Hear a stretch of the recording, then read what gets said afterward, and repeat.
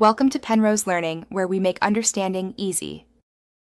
You start by confirming your Redmi runs MIUI and App Vault is enabled. Go to Settings and toggle App Vault on. Once done, place your finger on the home screen and swipe right to open App Vault immediately. If prompted, allow permissions for notifications and widgets so shortcuts and cards work correctly.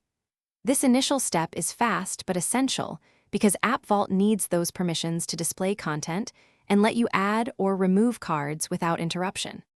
Next, you customize App Vault by tapping Edit or the plus icon to add cards and widgets. Make sure to long press any card and drag it to reorder so your most used shortcuts sit at the top. Configure each card individually. Link accounts, set shortcut actions, enable reminders, or add quick notes so the cards perform exactly as you need. If a card requires app access, grant it now so that tapping a card opens the right app or executes the action. Finish by testing every card. Tap shortcuts, trigger reminders, and open linked apps to confirm behavior. If a card fails to update or disappears, first disable and re-enable App Vault in Settings and then restart your phone. This often resolves sync glitches.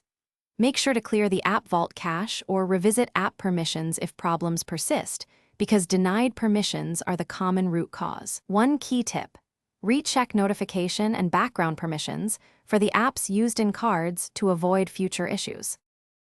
Thanks for watching. If this was helpful, leave a like and consider subscribing. See you next time.